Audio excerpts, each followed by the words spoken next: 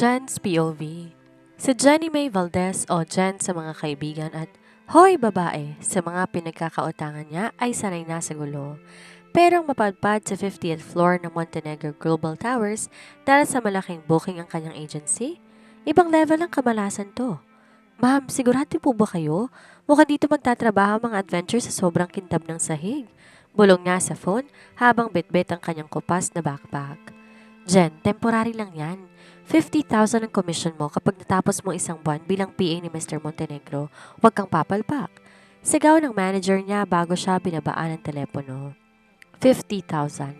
Sapat na yon pambayad sa kuryente at pambili ng maintenance ng lolo niya.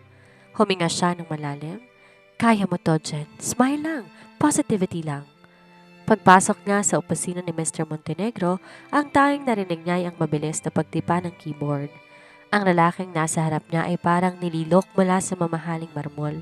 Perpekto ang panga, matalim ang tingin, at ang suot na suit ay malamang mas mahal pa sa buong barangay nila. I'm Adrian Montenegro. You're late. 1 minute and 42 seconds. Malamig na bungad ni Adrian nang hindi tumitingin. Naku sir, pasensya na po. Alam niyo naman sa EDSA kahit langgam na traffic.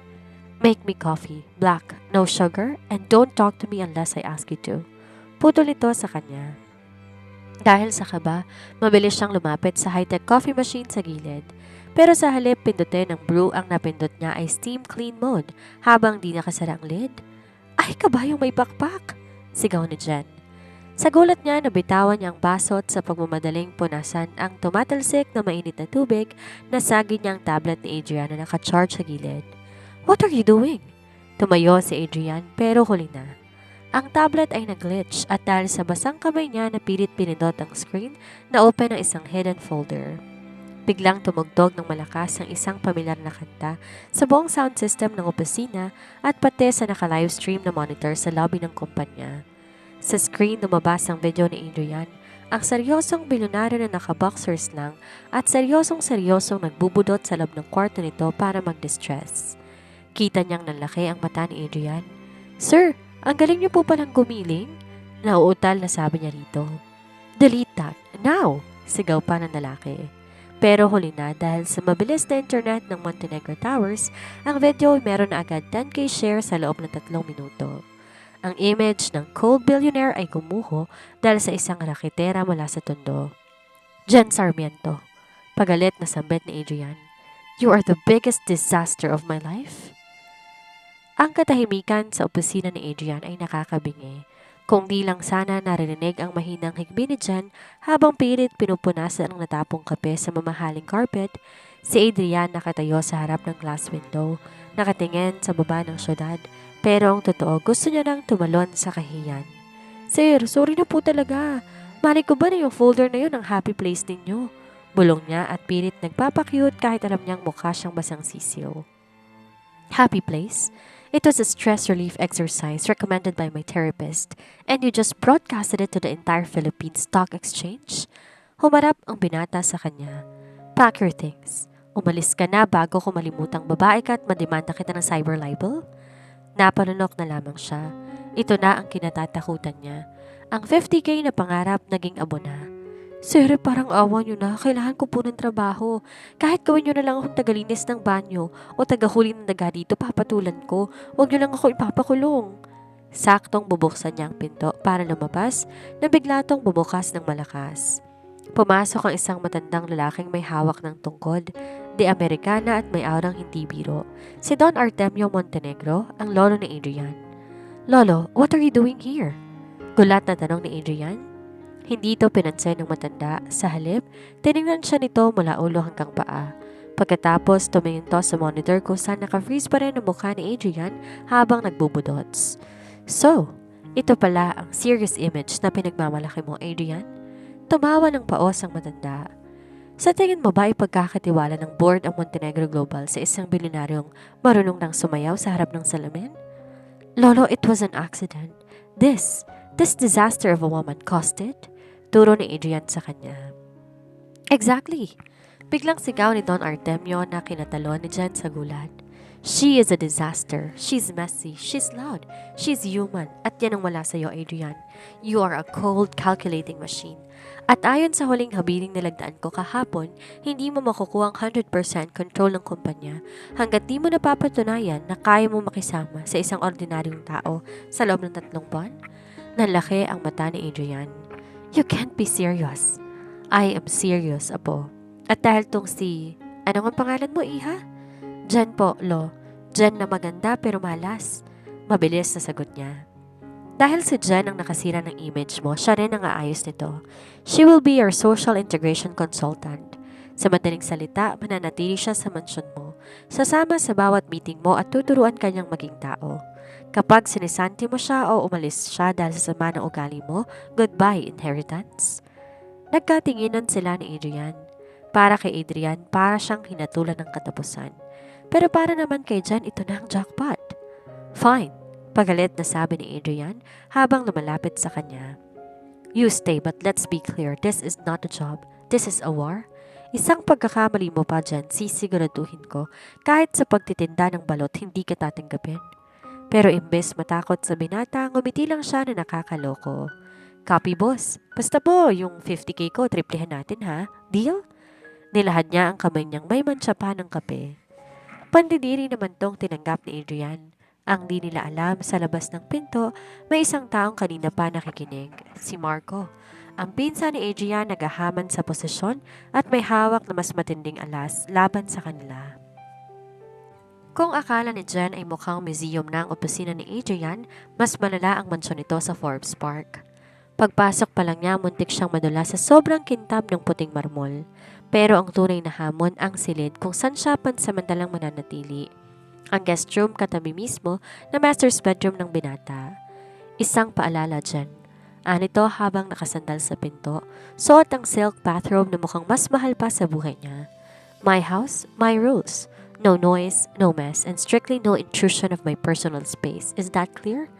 Crystal clear, bossing. Parang tubig sa batis. Sagot niya na may kasama pang salute. Pero pagkasara ng pinto ng binata, doon na lumabas ang tunay na kulay niya. Binuksan niya ang dambuhalang maleta na punong-puno ng kanyang mga racket essentials. Makalipas ang 1 oras, balot na ang minimalistang kwarto ng mga poster ng K-pop idols, sampay ng mga pre-love na damit na balak niyang i-live selling at ang paborito niyang neon pink na kulambo na may mga glitters. Dahil sa pagod, nag-decide siyang mag-skincare. Naglagay siya ng isang makapal at itim na charcoal face mask. Pero sa gitna ng kanyang pagpapaganda, may narinig siyang kalansing sa banyo. Hala, baka may magnanakaw. Nakalimutan niyang may interconnected na pinto ang banyo niya sa kwarto ni Adrian para sa maintenance purposes. Bitbit ng isang mabigat na hanger, dahan-dahan niyang binuksan ang pinto ng banyo. Kasabay nito, bumukas din ang kabila. Ah! What the... Nagkauntugan silang dalawa sa gitna ng banyo at sa dulas ng sahig nakakamaplang niya na walan sila ng balanse. Bumagsak si Adrian sa loob ng bathtub at dahil sa reflex nahina nito ang laylay ng t-shirt ni Jen. Ang resulta, napadapa si Jen sa ibabaw ng binata. Ang itim na charcoal mask niya ay direktang dumikit sa maputi at makinis na mukha ng bilyonaryo. You monster! What's this on your face? Sigaw ni Adrian at pilit na itinutulak ang mukha niya na parang nakadikit na linta. Sir, wag po kayong malikot. Masasayang ang collagen. Sigaw naman niya habang pilit na bumabangon pero dahil sa dulas, lalo lang siyang napapadikit sa dibdib ng binata. Sa gitna ng kaguluhan, biglang bumukas ang main door ng kwarto at pumasok ang head butler na si Mang Raul. Sir Adrian, handa na pong hapunan. Ay, Diyos ko po. Nanlaki ang mata na matanda. Raul, mali ang iniisip mo? Sigaw ni Adrian habang kalahati ng mukha nito kulay itim na rin sa inilagay niya sa mukha niya. Ay nako sir, pasensya na po. Pagpapatuloy ko lang po ang pagluluto at mukhang busy pa kayo sa bonding. Mabilis na lumabas si Mang Raul na may nakakalokong ngiti. Nang sa wakas makatayo si Jen, tiningnan siya ni Adrian na parang kahit anong oras ay tatapusin na siya nito. I hate you, Jen. I really hate you. Sus naman boss, galit-galitan pero aminin mo, naramdaman ko yung tibok ng puso mo kanina eh. Tug-tug, tug-tug. Kala ko nga may nagaganap na piyesta sa loob ng dibdib mo. Biro niya sabay kindat. Di na umimik ang binata at padabog na lumabas ng banyo. Pero habang nakaharap siya sa salamin at pilit na binubura ang itim na mask sa mukha niya, di niya mapigil na mapahawak sa kanyang tapat ng puso. Bakit nga ba ang bilis ng tibok nito? Sa galit ba o sa gulat? Maagang nabulabog ang tulog ni Adrian nang marinig niya ang malakas na tugtog mula sa labas ng kanyang kwarto. Pagbukas ng pinto, nakita niya si Jen. May suot na t-shirt na may print na I love Navotas at may dalang headband na may kumukuti-kutitap na alien antenna. Good morning, bossing! Handa ka na ba sa first lesson ng Being Human 101? Malapad ang iting bati ni Jen habang kumikembot-kembot pa. It's 6 a.m. Jen. At ano yung suot mo? Mukha kang sasali sa talent show sa mental hospital. Reklamo niyang hinihirot ang sentido. Fiesta sa barangay namin ngayon. Sabi ni Lolo Artemio, kailangan mong makisalamuha sa ordinaryong tao at wala nang mas ordinaryo pa sa mga kapitbahay ko. Tara na! Bawal na nakasuton ha. Baka mapagkamalan kang tatakbong congressman. Pagpestahan ka nang nanghihingi ng balato. Wala nang nagawa si Adrian kundi sumunod. Pero pinilit niyang magsuot ng casual attire. Pagdating nila sa barangay ni Jen, muntik na siyang mawalan ng malay. Ang kalsada puno ng banderitas. Ang usok mula sa mga nag-iihaw ng isaw ay mas makapal pa sa hamog sa Tagaytay. At bawat kanto ay may video okay na naglalaban-laban ng volume. Jen, may dala kang kano? Sigaw ni Aling Marites, ang kapitbahay nilang laging may hawak na pamaypay. Hindi kanuto, Nay. Boss ko to, si Adrian. Pagpasensya nyo ha, medyo kulang sa ligo ng sikat ng araw kaya maputla. Biro nito at hinila siya sa isang stall ng isaw. Anong tawag dito? Diring-diring tanong niya habang nakatingin sa mahahabang nakatusok sa tingting. Isaw yan, sir. O yung isa, Walkman, tenga ng baboy. At ito namang kulay orange, Adidas, paa ng manok. Ano, game? Hamon ni Jen sa kanya. Dahil sa pride at nakita niyang pinapanood sila ng mga tambay, pikit mata siyang kumuha ng isang isaw. Sinawsaw niya sa maanghang na suka at kinagat. O diba, panalo? Ani Jen sa kanya. It's surprisingly chewy and smoky. And why is the vinegar fighting my throat? Ubo niya pero kumuha pa ng isa. Habang kumakain, biglang may lumapit na grupo ng mga kalalakihan. Hoy Jen, kala namin di ka na uuwi mula nung naging big time ka na sa Makati eh. Sinuwerte ka yata sa nakuha mong boylet. Ani Berto, ang matagal nang nanliligaw kay Jen at ang siga ng barangay. Lumapit to kay Adrian. Ang bango natin mukhang di sanay sa pawis. Ramdam ni Jen ang tensyon. Balak sana niyang hilahin si Adrian paalis nang biglang sumagot ang bilyonaryo. I may not be used to sweat but I'm used to people who don't know the word boundaries. Malamig na sabi ni Adrian. And for your information, I am not her boylet. I am her employer. Employer daw. O baka naman sugar daddy. Tawa ni Berto sabay tulak sa balikat ni Adrian. Doon nagdilim ang paningin ni Adrian. Hindi dahil sa insulto sa kanya, kundi dahil nakita niyang naluha si Jen sa hiya. Pero bago siya makasuntok si Jen ang kumilos. Sinunggaban isang baso ng palamig at binuhusto sa mukha ni Berto. Abat! Susugod sana si Berto pero humarang na si Adrian. Sa unang pagkakataon, hindi ang image niya ang kanyang iniisip. Hinawakan niya ang kamay ni Jen at hinilato patalikod sa kanya. If you touch her, I will buy this entire block and turn it into a parking lot. Do you want to be homeless by tomorrow morning? Napaatras si Berto at ang mga kasama nito. Hindi nila akalain na ang tisoy na kaharap nila ay may ganong klaseng bagsik. Nang makalayo na sila sa gulo, hingal na hingal si Jen. Sir, bakit yung ginawa yun? Baka balikan nila tayo? I told you, Jen, you are under my responsibility. At isa pa, huminto si Adrian, tumingin ng diretso sa mata ng dalaga. Ayokong nakikita kang umiiyak dahil sa mga taong yon. It ruins your disaster image. Napangiti si Jen sa gitna ng kaba. Sus, concerned siya. Aminin mo na kasi boss, gusto mo na ako, no? In your dreams, Valdez. Now find me a bathroom. That Adidas thing is making a revolution inside my stomach. Di pa man nakakahanap ng banyo si Adrian, bigla nang nagdilim ang langit. Parang hinati ang ulap sa bilis ng buhos ng ulan. Sa isang iglap ang kalsadang kanina lang ay puno ng usok ng isaw, naging kulay kaping ilog. Sir, bilis! Takbo! Sigaw na Jen habang hinihila ang laylayin ng polo niya. Pumasok sila sa isang maliit na bahay na gawa sa pinaghalong semento at kahoy. Ito ang tahanan na Jen. Pagpasok nila, saktong sumara ang pinto at ang baha sa labas ay hanggang tuhod na. "Welcome to my humble palace, sir," hingal na sabi ni Jen. "Nay, tay, ito po ang boss ko, si Adrian. Dito muna siya dahil malalim ng baha sa kalsada." Kaagad ng laki ang mata ni Adrian. Ang sala ni Jan kasing laki ng walk-in closet niya. May mga nakasampay na damit sa gilid, may TV-ng luma at may amoy ng piniritong tuyo. "Dito ako matutulog. On this couch?" Turo niya sa isang lumang sofa na may butas-butas na cover. Hindi po sir, VIP ka rito. Sa kwarto ko po kayo," sagot ni Jan.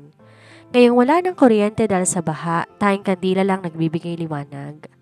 Sa loob ng maliit na kwarto ni Jen, halos magkadikit na ang kanilang mga balikat. Amoy baby powder at downy ang paligid. "Jen, I can't breathe. This space is claustrophobic," reklamo niya habang sinusubukan umupo sa folding bed. "Sir, chill lang. Isipin niyo lang nasa eco-friendly capsule hotel kayo sa Japan. O ito, isuot niyo muna. Baka sipunin kayo Basang-basa yung polo ninyo." Inabutan siya ng dalaga na isang kupas na jersey short at isang t-shirt na may print na Election 2022, iboto ang tapat. Wala na siyang nagawa. Nang makapagpalit siya, hindi mapigilan na Jen ang humalakhak. Ang isang Adrian Montenegro nakasuot ng pambahay na galing sa ukay-ukay? "Stop laughing, Valdez. This is a nightmare." Bulong nito pero napansin ni Jen nang nginginig ito. "Uy sir, nilalamig kayo?" Lalong lumapit ang dalaga. "Wala kaming heater dito pero meron kaming human heater. Halika rito." Bago siya makaprotesta, ibinalabal ni Jen sa kanilang dalawa ang isang makapal na kumot. Pilit silang nagkasya sa maliit na folding bed. Dahil sa sobrang sikip, kailangan magkadikit ang kanilang mga katawan. Natahimik silang dalawa. Tanging tunog ng ulan sa bubong ang naririnig. Sa ilalim ng dilim, ramdam niya ang bawat paghinga ni Jan. Ramdam niya ang init ng balat nito na unti-unting pumapawi sa ginaw na nararamdaman niya. "Jan?" Mahinang tawag niya rito. "Po, sir? Bakit kahit ganito kahirap ang buhay niyo, palagi kang nakangiti? You work 5 jobs, you live in a place that floods every time it sneezes. Why aren't you miserable like me?" Ngumiti si Jan sa dilim. "Kasi sir, ang saya, hindi nakadepende sa laki ng bahay.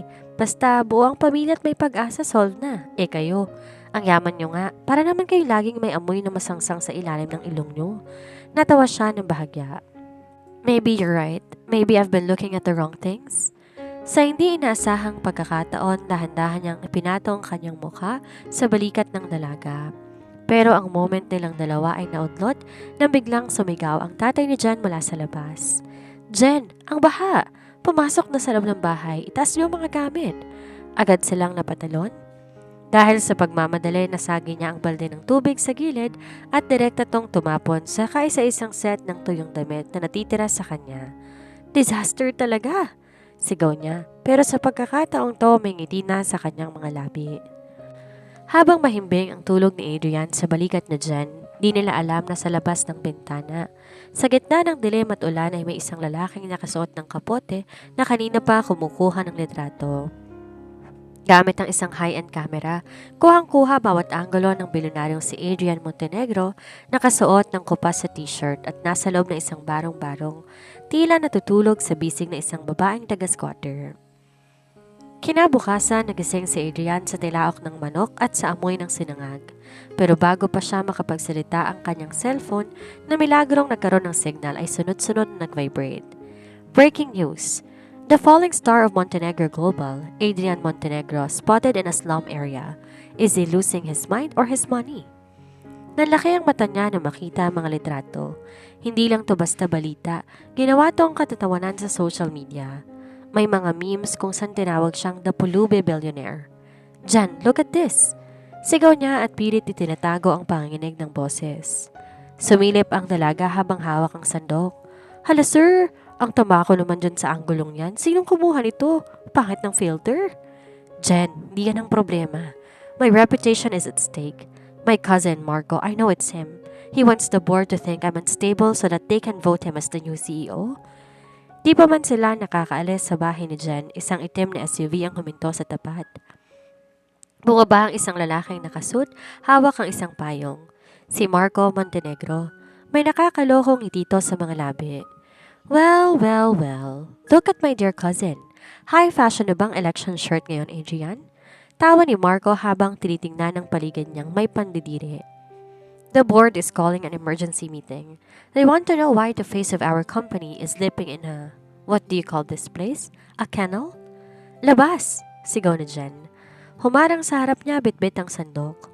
Hoy lalaking mukhang penguin, wag mong nilalait ang bahay namin. Malinis to, no? Mas malinis pa sa buti mo. And who is this? Your new charity case, Adrian? Panguuyam pa nito. The board will decide today at tingin ko wala silang tiwala sa isang taong hindi alam kung paanong pumili ng tamang kumpanya. Umalis si Marco na tila panalo na sa laban. Napaupo siya sa sofa at nasapong kanyang mukha. It's over. Lawless condition was for me to get along with ordinary people but this makes me look like a joke. Maya-maya, dahan-dahang lumapit si Jen, hinawakan ang kamay niya. Isang hamak na hindi dahil sa trabaho kundi dahil sa tunay na pag-aalala. Sir, hindi pa tapos ang laban. Sabi niyo di ba madiskarte ako? Kung gusto nila ng show, bibigyan natin sila ng palabas. Huwag niyo silang hayaang makita kayong talo. Magbihis tayo. Gagamitin natin ang viral na to para baliktarin ang sitwasyon. How? Tanong niya rito. Gagamitin natin ang power of the people. Mag-ready ka, boss. Magiging man of the people ka ngayon kahit labag sa loob mo. Dinala siya ni Jen sa kalsada kung saan maraming tao ang naglilinis pagkatapos ng baha. Pinahawak niya si Adrian ng walis tingting, pinakuha ng litrato habang tumutulong sa mga bata. Pero hindi lang basta picture, nag-livestream si Jen sa Facebook. Hello mga kamarites, ito po ang boss ko, si Mr. Adrian Montenegro. Hindi po siya nababaliw. Ang totoo niyan, nag-launch po siya ng hidden charity project para sa mga biktima ng baha. Ayaw niya lang po ipaalam kasi humble siya. Pero dahil may kumuha ng picture ng patago, eto na, ilalantad na namin ang kabutihan ng puso niya. Ang mga taong kanina lamang ay nagtatawanan sa comments, biglang nagbagong ihip ng hangin. Hashtag billionaire with a heart at hashtag humble Adrian ang nagsimulang mag-trend. Napatingin siya kay Jen at todong ngiti habang kinakausap ang mga viewers. Doon niya napagtanto, si Jen ay hindi lang isang disaster. Ito ang kanyang pinakamatinding alas. Pero sa likod ng tagumpay na ito, alam niya na lalong magiging mapanganib ang mga susunod na hakbang ni Marco. Ang high society raketera sa boardroom. Ang boardroom ng Montenegro Global Towers ay parang kuta ng mga leon. Malamig ang aircon, amoy mamahaling leather at puno ng matatandang board members na ang tingin kay Adrian ay parang investment na biglang bumagsak ang value. Sa gitna ng lamesa, nakaupo si Marco na may mapanuyang ngiti. My fellow directors, we've all seen the videos. A Montenegro sweeping streets, wearing a t-shirt that says Iboto ang tapat. This is not leadership, this is circus. Saktong bumukas ang pinto, pamasok si Adrian suot ng kanyang pinakamahal na charcoal gray suit. Ang tindig kasing tigas ng bakal, pero mas nakakuha ng atensyon ay ang babaeng nasa likod niya, si Jen. Pero hindi na to ang Jen na nakatsinelas. Nakasuot siya na eleganteng black power suit na hiniram lang ni Adrian sa kanyang dating secretary. Nakasalamin na degradong walang grado at ang buhok ay maayos sa pagkakabon. Hawak ang isang mamahaling tablet na parang alam niya kung paanong gamitin. And who is this? Tanong ng isang board member, si Don Vicente. Is this the girl from the slums? Gentlemen, bungad ni Adrian. Ang boses ay kalmado pero puno ng otoridad. Allow me to introduce Miss Jennifer May Sarmiento. She is my Chief Strategic Grassroots Consultant. Chief what? Halos mabulunan si Marco. Good morning everyone. Simula ni Jen. Nilakasan niya ang loob niya. Inisip niyang nasa live selling siya sa Facebook at kailangan ma-sold out ng boss niya. I'm here to present the Montenegro Modernization Project. Ang nakita niyo sa social media, hindi yun aksidente. Yun ay isang kalkuladong guerrilla marketing campaign. Nagpalit ang slide sa screen. Salamat sa mabilis na pag-i-edit ni Adrian kanina. Lumabas ang graph na engagement rate ng Montenegro Global. Tingnan niyo ang data. Patuloy ni Jen. Ginamit ng laser pointer para ituro ang puso ni Marco na ikinagulat nito. Before the Blue Dots and the Baha incident, ang brand sentiment ninyo 15% lang. People saw you as cold, untouchable, and elitist. Pero dahil sa relatability ni Mr. Adrian, tumalon ang sentiment sa 85% positive. Ang maasa na siyang bumubuo ng 90% ng ating consumer base, nakita ang kanilang sarili kay Sir Adrian. He isn't just a billionaire anymore. He is a leader of the people. Napanganga ang board. Nagbulungan sila. She has a point. Our stock prices actually went up this morning. It's a sham, sigaw ni Marco. Tumayo at hinampas ang lamesa. She is a fraud. Nakatira siya sa tondo. Ang tatay niya isang driver. Huminga na malalim si Jen. Haharapin sana niya si Marco nang biglang humakbang pasulong si Adrian at tumarang sa harap niya. And that is exactly why she is brilliant, Marco. Sabi ni Adrian, ang mata nakatitig ng diretso sa pinsan. She understands the pulse of the nation more than you ever will. Sitting in your ivory tower, she knows what it means to survive, and isn't that what business is? Survival of the fittest? Lumingon si Adrian sa mga board members. If you want a CEO who only knows how to look at spreadsheets, vote for Marco. But if you want a CEO who can win the hearts of the people and ensure the long-term loyalty of our market, you are looking at him. Namayani ang katahimikan. Maya-maya si Don Artemio na kanina pa nakikinig sa isang sulok ay dahan-dahang pumalakpak. Well said, Adrian, and well said, Miss Sarmiento. I think the meeting is adjourned. My grandson stays for now. Nang makalabas sila sa boardroom at makapasok sa elevator, doon lang huminga ng malalim si Jen. Muntik na siyang matumba sa panghihina ng tuhod. Sir, okay ba? Mukha ba ako matalino? Tanong ni Jen habang tinatanggal ang salamin niya. Di sumagot si Adrian sa halip, hinawakan niyang balikat ni Jen at iniharap to sa kanya. Sa loob ng maliit na elevator, ramdam ni Jen ang matinding pasasalamat sa mga mata ng binata. You weren't just okay, Jen. You were incredible. Bulong ni Adrian. But you need to be careful. Marco is humiliated at kapag napahiya ang isang Montenegro, hindi sila tumitigal hanggat di sila nakakaganti. So, sir, sanay ako sa gulo pero napahawak si Jen sa tiyan niya. Pwede bang kumain muna tayo? Gutom na yung chief strategic something mo eh. Gusto ko ng Jollibee. Natawa si Adrian. Isang tunay, malakas at masayang tawa. Anything you want, Jen. Anything you want. Pero paglabas sila ng gusali, isang itim na van ang nakatigil sa kanto, pinagmamasdan ang bawat galaw nila. Si Marco hindi pa tapos, sa katunayan, sisimulan niya na ang plano para sirain ang mismong pamilya ni Jen.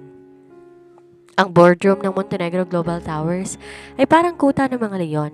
Malamig ang aircon, amoy mamahaling leather at puno ng matatandang board members na ang tingin kay Adrian ay parang isang investment na biglang bumagsak ang value. Nakasimangot si Adrian habang nakatayo sila sa gitna ng siksikang fast food chain. Suot pa rin ang kanilang mga boardroom attire kaya naman pinagdidinginan sila ng mga tao. Isang bilyonaryong mukhang galing sa London at isang babaeng mukhang CEO pero kung makahingi ng extra gravy ay wagas. Sir, celebrate natin ang pagkapanalo mo at saka wala nang masasarap pa sa Chicken Joy pagkatapos mo makipagbakbakan sa matatandang mukhang pera. Masayang sambit nito habang nilalantakan ang kanyang burger steak. Umupo si Adrian sa tapat niya. I must admit, the strategic grassroots consultant title was a stroke of genius. You saved my career today, Jen. Small time yun, sir. Ang importante, nakita nilang hindi ka robot.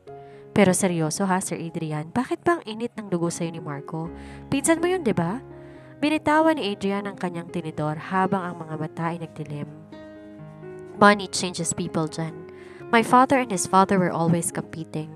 Nung pumanaw ang parents ko sa isang plane crash 10 years ago, akala ni Marco sa kanya mapupuntang lahat, pero mas pinagkatiwalaan ako ni Lolo. Since then, he's been looking for any crack in my armor and today, you patched that crack. Napatitig si Jen sa banta. Nakita niya ang lungkot sa likod ng mamahalin nitong kagamitan. Kaya palang sungit mo, no? Kala ko pinanganak ka lang bad trip talaga. Don't worry, sir. Hanggat PA mo ako magsisilbing glue sa armor mo. Kahit may tiban, gagamitin ko. Maya-maya, nagkatitigan ang dalawa at may kung anong kuryenteng dumaloy sa kamay ni Adrian nang aksidente niyang mahawakan ang kamay ni Jen na kukuha sana ng tissue.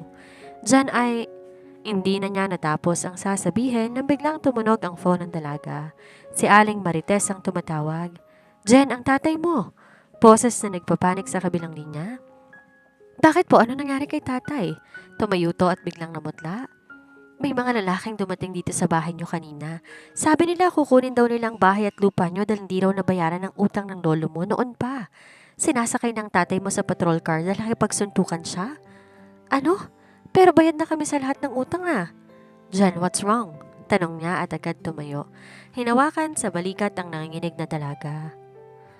Sir, si tatay, may nanggugulo sa amin, kailangan kong umuwi. Di na nila natapos ang pagkain at mabilis na silang umalis. Habang mabilis na nagmamaneho si Adrian patungo sa Navotas, sa isang madilim na sulok ng Montenegro Towers, tinitingnan ni Marco ang mga dokumento sa kanyang lamesa. Isang masamang ngiti ang nakapaskil sa kanyang labi. Let's see how your human leader handles a family trouble. Bulong ni Marco sa kanyang tauhan. Make sure the media gets there before they do. I want headlines tomorrow. Billionaire's consultant involved in land grabbing and violence. Sir, paano yung matanda? Tanong ng tauhan. Iwan niyo sa presinto. Siguraduhin walang tatanggap ng piyansa hanggat di ko sinasabi at sa dyan, alokin ng 5 milyon para baliktarin si Adrian. Kapag hindi pumayag, ituloy ang pagigiba sa bahay nila. Pagdating ni Jen at Adrian sa barangay, gulo na ang nadatnan nila. Isang bulldozer ang nakaparada sa tapat ng kanilang maliit na bahay. Umiiyak ang nanay ng dalaga habang pinoprotektahan ang kanilang mga gamit na inilabas na sa kalsada. Tigil! Sigaw ni Jen. Anong karapatan nyo? Amin ang lupang to? Isang lalaking nakabarong ang lumapit at may hawak na papeles. Miss Valdez, ang lupang ito ay binili na ng Montenegro Development Court 3 hours ago. We have a court order for immediate demotion. Natigilan siya at mabilis lumingon kay Adrian na kakababa lang ng sasakyan. Montenegro Development? Bulong niya habang ang mga mata ay puno ng pagdududa at sakit. Sir, kumpanya niyo to, di ba? Sabi mo tutulungan mo ko. Jen, wait, hindi ko alam to. Marco must have... Lumayo ka sa akin. Sigaw niya habang tumutulo ang luha. Kaya mo ba ako kinuha? Para malaman kung nasa ng mga kahinaan ko. Para madaling makuha ang gusto ninyo. Jen, listen to me. Pilit siyang hinahawakan ni Adrian pero itinulak niya ito. Sa gitna ng sikat ng araw habang nagkakagulo ang mga tao at nagsisimulang mag-flash ang kamera ng media nang biglang sumulpot, isang matinding lamat ang nabuo sa pagitan ng dalawang pusong nagsisimula pa lamang sanang magtagpo. Sa gitna ng init ng araw sa Navotas, iniwan ni Adrian si Jen ay naalo ang kanyang pamilya. Alam niya ang dapat niyang gawin. Hindi siya babalik sa mansyon. Dumiretso siya sa penthouse ni Marco. Halos masira ang pintuan ng opisina ni Marco nang sipain niya ito. Habang ang mga bodyguard ni Marco ay susugod sana, ngunit isang senyas lang ng kanilang amo, tumigil ang mga ito. Adrian, what a pleasant surprise. Bakit basang-basa ka ng pawis? Did you lose your umbrella or your dignity in the slums? Mapang-uyam na tawa ni Marco, habang prenteng umiinom ng scotch. Hindi siya nagsalita. Sa isang mabilis na galaw, nilampasan niya ang distansya sa pagitan nila at sinunggaban ang kwelyo ni Marco. Marahas niya itong tinulak sa glass wall, tanaw ang buong syudad. The demolition order, Marco. Bakit mo pinirmahan yon? Bulyaw niya rito? Business is business, cousin. Hirap na sagot ni Marco pero nakangisi pa rin. That land is prime real estate. Saka hindi ba yun ang gusto mo? Image improvement? Ngayon ipapakita natin sa mundo na kahit yung chief consultant mo, hindi mo kayang protektahan. You are weak, Adrian. You are soft. You used my name. Ginamit mo ang pirma ko sa illegal na land grabbing na yan? Oh, did I? Tawa ni Marco. Check the bylaws, Adrian. As Vice President, I have the authority to sign development projects under 10 million. At ang barong-barong na yon, barya lang. Doon naramdaman ni Adrian ang isang klaseng galit na hindi niya kailanman naramdaman. Binitawan niya ang kwelyo ni Marco pero bago pa makahuma ang lalaki, isang mabilis sa suntok ang pinadapo niya sa panga nito. Listen to me very carefully, Marco. Bulong ni Adrian bago nakahiga sa sahig ang pinsan at may dugong lumalabas sa labi. You can take the company. You can take the money, but if you touch Jen and her family again, I will not use the law. I will use everything I have to make sure you disappear. Hahanapin ko bawat butas ng tax evasion mo, bawat babaeng binayaran mo para manahimik at sisiguraduhin kong sa kulungan ka magbe-birthday sa susunod na 10 taon. Tumayo na siya at inayos ang kanyang suit. Kinuha ang folder ng demolition order sa lamesa ni Marco. Pinunit niya to sa harap ng pizza at inihagi sa mga piraso sa mukha nito. I am a Montenegro, Marco, and we don't hire disasters. We create them for people like you. Paglabas niya sa opisina ni Marco, hindi siya tumigil. Tinawagan niya ang kanyang personal lawyer at ang pinaka-influential na judge na kilala niya. I need a temporary restraining order on the Novatas demolition. Now! At ihanda ang piyansa para sa isang driver na nagngangalang Rodel Valdez. I don't care how much it cost. Buy the whole police station if you have to. Aniya at kaagad binaba ang tawag. Nang matapos ay bumalik siya sa lugar ni Jen. Nakita niya to sa tapat ng presinto habang nakaupo sa gilid ng kalsada. Mag-isa at yakap ang kanyang mga tuhod. Ang dati nitong bibo at makulit na aura napalitan ng kawalang pag-asa. Dahan-dahan siyang lumapit sa dalaga at lumuhod sa harap nito. Jen, umalis ka na, Sir Adrian. Nakuha niyo na, di ba? Nanalo na kayo. Mahinang sabi nito habang hindi tumitingin. Nalabas niya isang pirasong papel, ang release order para sa tatay nito at ang titulo ng lupa na binili niya gamit ang kanyang sariling pera. Your father is coming out in 5 minutes. At ang lupang tinitirikan ng bahay ninyo, it's now under your name, Jen. Not Montenegro Global, not mine, it's yours. Napatingin sa Jen kay Adrian. Nakita niya ang pasa sa kamao nito at ang pagod sa mga mata ng bilyonaryo. Bakit? Tanong na Jen at nagsisimula na namang manginid ng luha. Bakit mo to ginagawa? Bahagi pa rin ba to ng kondisyon ni Lolo? Umilig siya at hinawakan ng magaspang na kamay ni Jen. Dinala ito sa kanyang pisngi. No. This is for the girl who taught me that a cup of 3-in-1 coffee tastes better than $1,000 champagne. This is for the disaster that fixed my heart. Sa gitna ng madilim na kalsada ng Navotas, doon naramdaman ni Jen ang unang pagkakataon ng isang bilyonaryo ay naging tao sa kanyang mga mata. At sa pagkakataong yon, alam niyang hindi lang ang bahay nila ang nailigtas, kundi pati na rin ang kanyang puso. Pagkatapos ng magulong gabi, naging mas malapit ang dalawa. Pero alam ni Adrian na hindi pa tapos ang laban. Ang susunod na entablado ay ang Montenegro Annual Charity Ball, ang pinaka-prestiyosong kaganapan sa mundo ng mga elite. Dito ilulungsad ang formal na paghirang kay Adrian bilang CEO o ang kanyang tuluyang pagbagsak. Sir, seryoso ba to? Parang di ko kayang huminga dito sa loob ng corset na to. Reklamo ni Jen habang tinitingnan ng sarili sa salamin. Nasa loob sila ngayon ay isang eksklusibong boutique sa Makati. Nakasuot sa Jen ay isang emerald green na serpentina gown na lalong nagpalitaw sa kanyang morenong balat. Ang kanyang magulong buhok nakaayos na ngayon sa isang sopistikadang updo at ang kanyang mga mata ay nagniningning dahil sa tamang timpla ng makeup. Natigilan si Adrian. Ang disaster na laging may mantsa ng kape at amoy usok ng isaw ay naglaho. Sa harap niya ay isang babaeng may taglay na ganda na kayang magpalingon sa buong bedroom. You look acceptable. Tipid na sagot ni Adrian. Bagaman sa loob niya halos di na makahinga sa ganda ng dalaga. Acceptable lang? Sir, sa ganda kong to baka pati mga rebulto sa garden ninyo ay magmano sa akin. Tawa ni Jen at pilit binabalik ang pagiging makulit para lang itago ang kaba. Listen, Jen. Seryosong sabi niya habang inaayos ang kwelyo ng kanyang tuxedo. This ball is a trap. Marco will try to humiliate you. He will try to prove that you don't belong here. Just stay by my side. Don't talk too much. And for the love of God, don't mention any Budots incident. Aniya dito. Tumangutango na lang ang dalaga bilang pagsang-ayon. Pagdating nila sa ballroom, lahat ng mga mata nasa kanila. Ang bulong-bulungan ay parang hanging mabilis na kumalad. Is that the girl from the news? The one from the slums? She looks different, elegant. Maayos na nadala ni Jen ang kanyang sarili sa unang oras. Ngiti dito, tango doon, pero ang totoo, nangangati na ang dila niyang mag-joke. Nang kumuha siya ng isang baso ng champagne, biglang sumulpot si Marco mula sa karamihan at may kasamang isang magandang babae, si Maricar. Ang ex-girlfriend ni Adrian na galing sa isa ring bilyonaryong pamilya. Adrian, darling! Bati ni Maricar sabay hagkan sa pisngi ng binata. Tumingin ang babae kay Jen na may halong pandidiri. And this must be the project I've been hearing about. My Adrian, you really are a miracle worker. You made a commoner look like a person. Maricar, Jen is my consultant and my guest. Respect her. Consultant?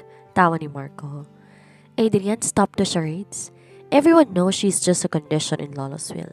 Isang gamit para sa pera. Lumingon si Marco sa dalaga. Hey, Jen. Magkano bang binayad sa ni Adrian para magpanggap na mahal mo siya? 1 milyon? 2? If you tell the board right now that he's just using you, I will triple it. Naramdaman niya ang panlalamig ng mga kamay. Ito na yon, ang kinatatakutan niya. Ang malaman ng lahat ng pundasyon ng pagsasama nila ni Adrian ay isang kontrata. Tumingin siya kay Adrian, umaasang itatanggi nitong lahat pero nanatiling tahimik ang binata. Ang katahimikang yon mas masakit pa sa mga sinabi ni Maricar. Totoo ba, sir? Mahinang tanong niya. Bahagi lang ba talaga ako ng mana mo? Bago pa makasagot si Adrian, kinuha ni Marco ang mikropono sa stage. Attention everyone! Meron tayong espesyal na anunsyo. Gusto ko lang ipakita sa inyo kung gaano ka-authentic ang ating susunod na CEO. Biglang dumawas ang dambuhalang screen sa likod ng stage. Di na ito butots video. Ito isang audio recording ng pag-uusap ni na Adrian at Don Artemio sa unang araw pa lang. Lolo, fine. I will hire that disaster. I just need to tolerate her for 3 months to get the company. She's nothing to me but a means to an end. Napasinghap ang buong ballroom. Ang luha na kanina pa niya pinipigilan ay dahan-dahang pumatak. Jen, that was before. I didn't mean it that way now. Pilit na paliwanag ni Adrian at pilit tinahawakan ng kamay niya. Pero binawi niya ang kanyang kamay. Ang sakit na nararamdaman niya ay hindi dahil sa kahihiyan sa harap ng mga mayayaman, kundi dahil sa lalaking pinagkakatiwalaan. Alam niyo sir, tama kayo. Ang boses niya nanginginig pero malinaw na naririnig sa tahimik na silid. Isa lang akong disaster sa buhay ninyo. Pero kahit mahirap kami, di kami marunong maglaro ng tao. Mabilis niyang tinanggal ang kanyang emerald earrings at sanalpak ito sa palad ni Adrian. Ito ang alahas ninyo. Isama niyo na rin ang mana ninyo kasi ang dignidad ko hindi kasama sa kontrata. Tumalikod na siya at tumakbo palabas ng ballroom. Iniwan ang isang natitigilang Adrian sa gitna ng nagtatawa ng mga elite. Sa isang sulok nakangiti ulit si Marco. Tagumpay ang plano. Pero hindi niya alam sa gabing to hindi lang ang kumpanya ang nawala kay Adrian, kundi ang kaisa-isang bagay na nagparamdam sa kanya na siya ay buhay. 3 linggo nang nakalilipas mula nang mangyari eskandalo sa Montenegro Charity Ball. Nakuha ni Adrian ang gusto niya, ang pirma ng board para maging opisyal na CEO. Wala nang hadlang, wala nang kondisyon at wala na rin ang disaster na si Jen Valdez. Sa loob ng kanyang malamig na opisina, tinitingnan ni Adrian ang isang tasa ng kape. Ito'y gawa ng kanyang bagong PA, isang professional, tahimik at degradong lalaki na di kailanman nagkamaling sunugin ng makina. Pero bakit tila walang lasang kape? Bakit tila ang katahimikan ng opisina ay mas masakit pa sa ingay ng budots? Sir, you have a meeting with the Japanese investors in 10 minutes? Saad ng kanyang PA. Cancel it. Maikling sagot niya. But sir, I said cancel it. Bulyaw niya rito. Tumayo siya at kinuha ang kanyang susi. May kung anong puwersa ang humihila sa kanya pabalik sa lugar na akala niya hindi niya napupuntahan muli. Samantala, sa maingay at magulong palengke ng Divisoria, isang pamilyar na boses ang nangibabaw sa gitna ng siksikan ng mga tao. O mga suki, ito na yung power bank na kaya mag-charge pati buhay mong lobat. Bili na kayo. 300 lang, original to. Original na imitation. Si Jen, habang nakasuot ng kupas na t-shirt, may towel na nakasampay sa balikat at may suot na megaphone. Wala na ang emerald green gown. Bumalik na siya sa kanyang natural na habitat. Pero sa kabila ng kanyang pagiging bibo, ang mga mata niya ay hindi na kasing ningning ng dati. Jen, tama na muna yan. Kumain ka na muna, kanina ka pa sigaw ng sigaw. Saway ni Aling Nida sa kanya. Nay, kailangan mag-double time. Malapit ng birthday ni Lolo. Kailangan mo kumpleto yung pambili ng wheelchair. Pilit ng hindi niya ito. Maya-maya may napansin siyang isang itim na kotse na huminto sa gilid ng kalsada. Isang kotse hindi nababagay sa putikan ng Divisoria. Buwaba ang isang lalaking naka-hoodie at shades. Lumapit to sa pwesto niya. Magkano lahat ng paninda mo? Sir, huwag kayong magbiro. Marami to, baka di nyo kayang bitbitin. Sagot niya nang di tumitingin habang nag-aayos ng mga cable. I will take everything, just stop shouting. It's hurting my ears. Natigilan siya at dahan-dahang inangat ang kanyang tingin. Kahit naka-shades, alam niya kung sino nasa harap niya. Ang amoy ng mamahaling pabango na humahalo sa amoy ng usok ay hindi siya po pwedeng magkamali.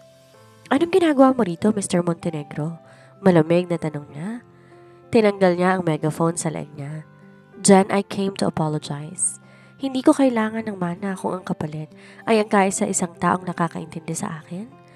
Mr. Montenegro, tapos na ang kontrata natin. Nakuha mo na ang kumpanya, di ba? O ayan, panalo ka na. Ano pang kailangan mo sa akin? Kailangan mo ba ng bagong racket para sa human image mo? Anya rito. I don't care about the image anymore, Jen. I resigned. I gave the position to Lolo for a while so I could find you. Napatawa siya ng mapait. Resigned? Sir, wag kang magpatawa. Ang taong tulad mo di kayang mabuhay ng walang ginto sa bulsa. At ang taong tulad ko, hindi kayang mabuhay na laging pinaglalaroan. I am not playing, Jen. Eto, nilabas ng binatang isang lumang piraso ng papel. Ito ang listahan ng mga racket na ginagawa niya noon na sinulat ni Adrian sa likod ng isang resibo. I want to hire you again, pero hindi bilang PA. Bilang ano? Bilang boss ko. Tutuluan mo akong maging masaya kahit walang pera. At sa pagkakataong to, walang kontrata, walang mana, just us. Bago pa siya makasagot, isang grupo ng mga kalalakihan na may dalang mga pamalo ang biglang lumitaw mula sa likod ng mga stall.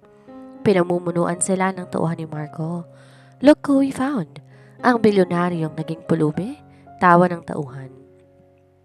Sir Marco, says hello Adrian, at sabi niya hindi ka na dapat makabalik sa Makati. Agad siyang humarang sa harap ni Adrian.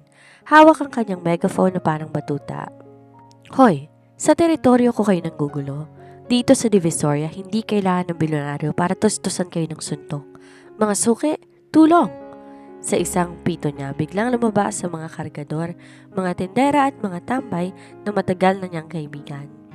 Doon na-realize ni Adrian, sa mundong to, si Jen ang tunay na may kapangyarihan. At sa gitna na nagbabadyang gulo, hinawakan ni Adrian ang kamay ni Jen, hindi para protektahan ito, kundi para sabihing handa siyang lumaban kasama nito. Hindi nakaporma ang mga tauhan ni Marco. Akala nila madaling mapatumba ang isang Adrian Montenegro na walang bodyguard, pero nakalimutan nilang nasa home court sila ni Jen. Sa Divisoria, ang batas hindi nakasulat sa mamahaling papel, kundi sa bilis ng kamay at lakas ng boses. Sugod! Sigaw ng tauhan ni Marco. Mga suki, attack! Bulyaw naman ni Jen gamit ang kanyang megaphone. Ang eksena ay naging isang malaking action film. Isang kargador ang nagbitbit na isang sakong sibuyas at binuhusto sa paanan ng mga kalaban. Dahil sa dulas, parang mga lasing na nagsisayaw ang mga goons bago bumagsak sa putikan. Si Adriana, sanay lang sa pakikipag-fencing at gym, ay napilitang gumamit ng kung anong abot kamay. Nakakuha ng malaking payong na ditupi.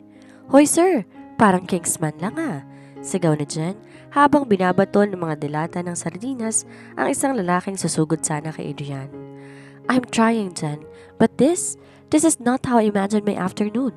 Sagot nito sabay bukas ng payong sa mukha ng isang kalaban. Dahilan para mawalan to ng balanse at mahulog sa tumpok ng mga pakwan. Isang matabang lalaki ang susugod sana sa kanya pero hinarangan to ni Aling Nadia gamit ang kanyang dambuhalang tulyasi ng lugaw. Huwag kang alaga ko, walang hiya ka? Sabay buhos ng mainit na sabaw. Sa gitna ng gulo, hinila siya ni Adrian sa likod ng isang karton ng prutas. Jen, we need to go. This is getting out of hand. Sandali lang sir, yung paninda ko. Akmang babalik siya pero hinuli ni Adrian ang bewang niya at iniharap sa kanya. Forget the power banks, Jen. I will buy you 1,000 factories of power banks. Listen to me. Huminto ang paligid sa pandinig ni Adrian. Kahit may mga sumisigaw na magnanakaw at aray yung buhok ko sa background, ang focus niya ay nasa babaeng nasa harap niya. Jen, I didn't come here just to apologize. I came here because I cannot function without a disaster.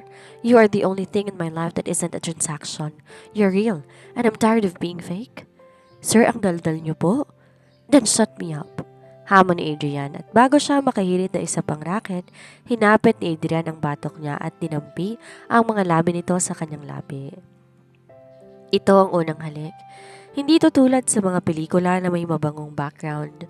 Amoy usok to ng jeep, amoy bagoong at amoy pawis. Pero para sa kanya, ito ang pinakamatamis na bagay na natikman niya. Mas matamis pa sa condensed milk na palaman sa tinapay. Natigilan siya sa gulat pero dahan-dahan ding pumikit at tumugon. Ramdam niya ang katapatan sa bawat galaw ni Adrian. Ang bilyonaryong akala niya ay gawa sa yelo, may apoy pala na para lang sa kanya. Nang maghiwalay ang kanilang mga labi, biglang may pumalakpak ng malakas. Yon, bagong teleserye sa Divisoria, sold out. Sigaw na isang tambay na kanina pa pala nanonood habang kumakain ng balut. Namula sa Jen hanggang tenga, Sir, nakakahiya, maraming tao. Let them watch, ngiti ni Adrian habang pinupunasan ng mantsa sa pisngi niya. Now, let's finish this. I have a plan to make Marco pay and it involves a very large megaphone and your live selling skills. Game! Sagot niya na muling bumalik ang sigla. Anong gagawin natin, bossing? Magla-live selling tayo, pero hindi produktong ibebenta natin. Ibebenta natin ang katotohanan tungkol sa Montenegro Global. Sa gitna ng kaguluhan sa Divisoria, di na nag-aksaya ng panahon sa Adrian. Inabot niya kay Jen isang maliit na USB drive na nakuha niya mula sa vault ni Marco bago siya umalis sa kumpanya. Dito nakatago ang lahat, Jen. Ang mga ghost projects, ang mga pondo na kinupit niya mula sa mga foundation ni Lolo at ang ebidensya na siyang nag-utos ng illegal demolition sa Navotas. Paliwanag niya habang mabilis na nagtatago sila sa loob ng isang abandonadong pwesto ng RTW. Ibig sabihin, sir, ito ang resibo? Yes, pero di natin to pwedeng dalhin lang sa pulis. Marco has them in his pocket. Kailangan gamitin ng mas malaking pwersa ng publiko. Ngumiti si John na nakakaloko. Nilabas niya ang kanyang ring light na laging baon sa bag para sa emergency racket. Iwan niyo na sa akin to, sir. Alam niyo naman kapag marites nang gumalaw, walang takas ang masamang loob. Inayos na John ang kanyang cellphone. O mga suki at mga kamarites sa buong Pilipinas, live na live tayo dito sa Divisoria. Sa loob ng 5 minuto, ang viewers umabot na sa 50,000. Ang caption, ang bilyonaryong manloloko exposed. #Justice for Navotas. Mga suki, hindi lang tayo magbebenta ng ukay ngayon. Ibebenta rin natin ang katotohanan. Simula niya sa kanyang megaphone voice. Pinakita niya sa screen ng mga dokumento mula sa USB hanggang si Adrian ay nagsisilbing technical assistant sa likod niya. Tingnan niyo to mga bes. Itong si Marco Montenegro ginamit ang pangalan ng Montenegro Global para nakawan ng mga mahihirap. Ito ang pirma niya sa demolition order sa Navotas. At ito naman ang mga peking kumpanya na ginamit niya para itagong pera ng bayan.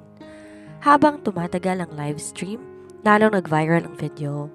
Ang mga netizens nagsimulang magtag ng mga news outlets at government agencies. Ang stock market ng Montenegro Global nagsimulang gumuho real-time. Samantala, sa loob ng kanyang opisina, nanonood si Marco. Galit na galit niyang ibinalibag ang kanyang baso ng alak sa screen. Stop that live stream. Hanapin niyo sila. I-off ang signal sa lugar na yan. Sir, di na natin mapigilan eh. Nag-trending na sa online. Pati ang Malacanang nag-issue na ng statement para sa investigasyon. Ulat ng kanyang secretary sa nanginginig sa takot. Balik sa Divisoria. Natapos ang live stream na makaninig sila ng sirena ng mga polis. Pero hindi ito ang mga polis ni Marco. Ito ang mga tauhan mula sa National Bureau of Investigation. Adrian Montenegro? Tanong na isang opisyal. I'm here. Lumabas si Adrian mula sa likod ng mga tumpok ng damit. And I have the original files. I am ready to testify. Bago sila umalis, suminto ang binata sa harap niya. Jen, kailangan mong sumama sa kanila para tapusin to. Pero pangako babalik ako. Siguraduhin mo lang, sir. Kasi yung halik kanina, wala pa yung tax. May tubo yon kapag pinaghintay mo ko. Biro niya pero may bahid ng takot sa kanyang mga mata. Hinagkan siya ni Adrian sa noo sa harap ng lahat. Wait for me, my disaster queen. Nang makaalis sa mga sasakyan ng NBI, naiwan siya sa gitna ng palengke. Maya-maya biglang tumunog ang kanyang phone, isang hindi kilalang numero. Hello, Iha? Si Don Artemio ito. Pumunta ka sa mansyon ngayon din? May huling kondisyon akong kailangan sabihin sa'yo na wala sa will. Kinabahan siyang bigla. Ano na naman kayang pakulo ito? Pero para kay Adrian, handa siyang pasukin ang kahit anong palasyo, kahit magmukha pa siyang kadulong sa gitna ng mga reyna. Sa muling pagkakataon, nakatayo si Jan sa tapat ng dambuhalang pinto ng mansyon ng mga Montenegro. Pero sa pagkakataong ito, hindi siya nakayoko. Hindi na siya ang raketera na pumasok dahil sa maling booking. Pumasok siya bilang ang babaeng nagpabagsak sa isang korap na bilyonaryo at nagligtas sa puso ng tagapagmana nito. Kagad siyang dinala ng butler sa garden kung saan nakaupo si Don Artemio habang pinagmamasdan ng paglubog ng araw. Ang matanda'y mukhang pagod pero may bakas ng kapayapaan sa mukha. Umupo ka dyan, boses ng matanda na tila isang bulong sa hangin. Tungkol po ba to sa mana ni Adrian? O baka po gusto niyo ring matutong magbudots para mawala ang stress ninyo? Biro niya at pilit pinapakalma ang sariling kaba. Natawa ng mahina ang matanda. You never change. At yan ang dahilan kung bakit ikaw ang pinili ko. Kagad napakunot ang noon niya. Pinili? Akala ko po ba maling booking lang ng agency kaya ako napadpad kay Adrian? Tumingin ang diretso ang matanda sa kanya. Walang maling booking sa mundo ko, iha. Lahat kalkulado. Noon pa man pinagmamasdan ko ng pamilya mo, ang lolo mo. Siyang matalik kong kaibigan ng mga bata pa kami. Siyang tumulong sa akin nang wala pa akong kahit na ano. At nang mabalitaan kong nahihirapan ng pamilya ninyo, gumawa ko ng paraan.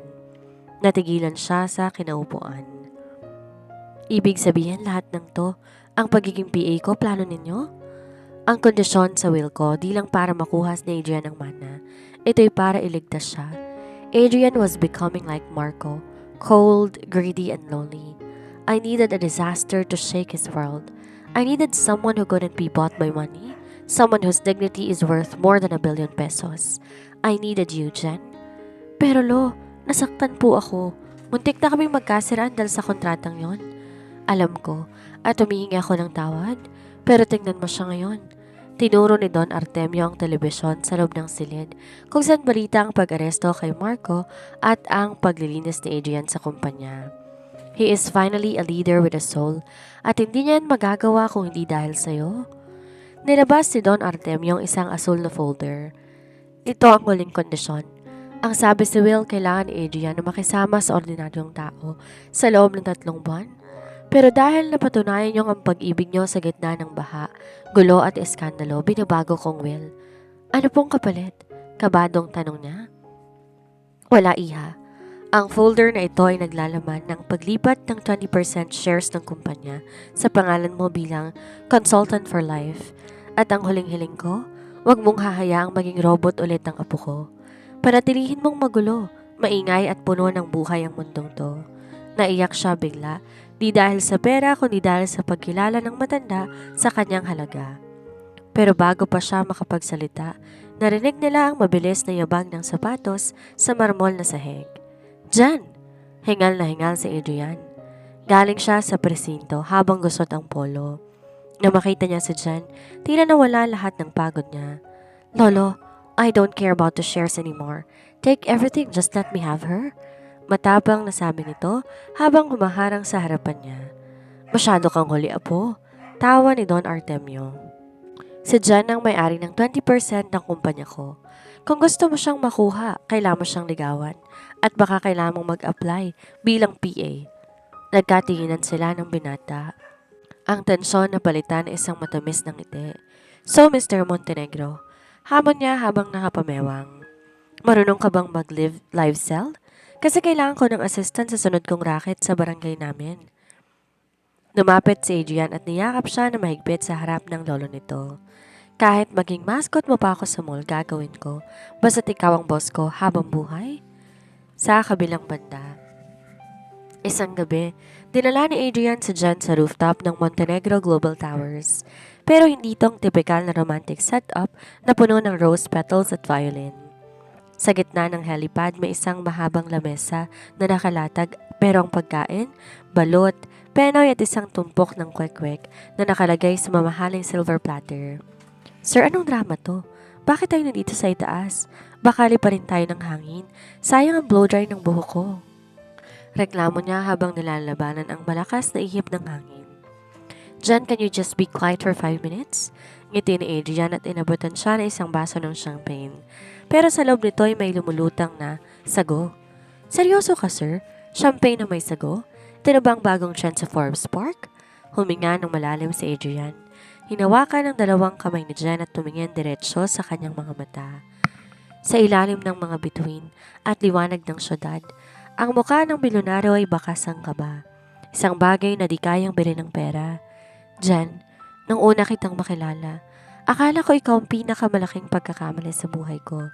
You were loud, messy, and you broke almost everything you touched. Pero habang tumatagal na-realize ko, ang tanging bagay na di mo sinasadyang ayusin ay ang puso ko.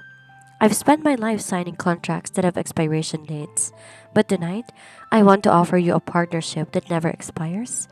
Ayokong maging boss mo at ayokong maging employer mo. I want to be the man who wakes up to your noise every morning and the man who helps you with every racket you think of. Biglang lumuhod si Adrian sa harap niya, nilabas sa isang maliit na velvet box.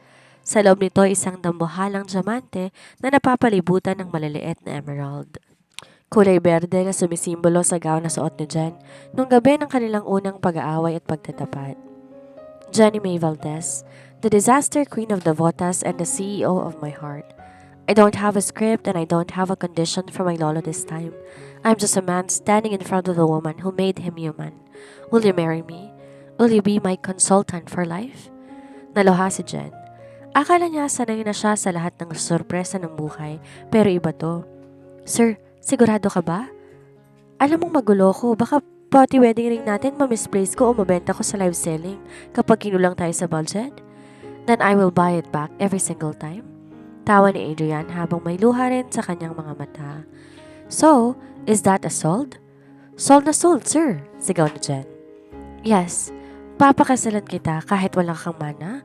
Sinuot ni Adrian ang singsing sa daliri niya at binuhat ng paikot habang ang buong gusali biglang nagliwanag. Mula sa ibaba ang mga kabarangay ng dalaga ay nagpalipad ng lanterns na may nakasulat na Congrats Jen and Adrian. I love you, my favorite disaster. Bulong nito bago siya ginawaran ng isang manipis na hagkan sa labi. I love you too, my favorite bilyonaryo. O ano na, kainin na natin tong balot, sayang ang bayad. Ang Manila Cathedral ay punong-puno ng mga taong hindi mo akalaing magsasama sa isang bubong. Sa ikalawang bahagi ang maliit ng bansa na naka-designer suit at gowns. Sa kanang bahagi ang mga kabarangay ni Jen. Habang sa harap ng altar hindi mapakali si Adrian. Raul, ayos bang kurbata ko? Di ba ako mukhang robot? Sir Adrian, relax. Mukha kayong tao. Taong sobrang kabado. Biro ng loyal niyang butler. Napangisi siya. Nang tumugtog ang canon in D na unti-unting naging isang upbeat na version, bumukas ang pinto, lahat na pasinghap. Si Jen naglalakad sa aisle, suot ang isang gown, gawa sa pinaghalong mamahaling lace at tela na hinabi ng lokal na komunidad na tinutulungan ng kanilang bagong foundation. Di siya mukhang disaster, mukha siyang panaginip na ayaw ng gisingin ni Adrian. Nang makarating sa harap, hinawakan ni Adrian ang nanginginig niyang kamay. You're late. 3 minutes and 20 seconds? Naku sir, alam mo naman ang traffic. Tsaka may huling racket pa ako sa labas ng simbahan eh. Nagbenta ako ng bulaklak. Biro ni Jen sabay gindad. Maya-maya nagsimula ang seremonya na puno ng tawanan at luha. Pero ang pinaka-highlight ay ang kanilang vows. Jen, I spent my whole life building walls and reading contracts. I thought success was measured by zeros in bank account. Then you came with your burnt coffee, your Budots video, and your messy, beautiful life. You broke every wall I had. You didn't just hire a boss, you hired a man who was lost and made him find his home. I promised to be your partner in every racket, your shield in every disaster, and your husband in every lifetime. No contracts, just me loving you. Sunod na nagsalita si Jen. Adrian, alam mo naman wala ako ganun kagandang English, pero ito ang alam ko. Akala ko swerte na nasa panalo sa loto o malaking komisyon. Pero nung nakita kita sa barangay namin, basang-basa sa ulan at handang ipaglaban ang bahay, doon ko na-realize mas mayaman ka pa sa iniisip ko. Kasi ang puso mo, kasing laki ng Divisoria. Salamat sa pagpili sa akin, kahit sablay ako palagi. Pangakong hinding-hindi magiging boring ang buhay mo. Araw-araw kitang guguluhin. Araw-araw patatawarin at araw-araw nating papatunayan na ang bilyonaryo at ang raketera ay ang the best na partnership sa buong mundo. Sold out na ako sa iyo, boss. I do, sabay nilang sambit. Nang ideklara ng pari na maaari ng hagkan ng isa't isa, binuhat siya ni Adrian at hinagka ng matagal sa labi. Nagtayo ang lahat para pumalakpak. Nang matapos ang kasal, kaagad din silang pumunta sa resepsyon. Ginanap to sa isang malaking garden sa tabi ng Pasig River na pinaayos ni Adrian para maging community park. May catering na fine dining pero may mga stall din ng isaw, kwek-kwek at sorbetes. Habang nagsasayaw sila sa ilalim ng mga bituin, lumapit si Don Artemio. So, anong plano nyo para sa honeymoon? Ngumiti si Jen at tumingin sa asawa. Nakulo, may nahanap kaming magandang racket sa Japan. Magte-testing kami ng mga bagong street food para i-franchise dito. Natawa na lang si Adrian at tinagkan siya sa noo. See, I married a disaster. But I ended up with the greatest treasure of all. Aral ng kwento. Sa pagitan ng dalawang magkaibang mundo na patunayan nila ang tunay na yaman ay hindi nakatago sa vault. Hindi nasa mga sandaling handa kang maging totoo, magmahal na walang kondisyon at harapin ang kahit anong disaster basta't magkahawa kamay kayo. At doon nagtatapos ang kwento ng bilyonaryong kinuha ang isang disaster para lamang maging pinakamasayang sakuna ng kanyang buhay. Dito na po nagtatapos ang kwento ni Adrian at Jen. Maraming salamat po sa lahat ng nakinig at sumubaybay. Sana po patuloy niyo pa rin suportahan ng mga susunod ko pang story. Thank you po ulit and keep safe everyone.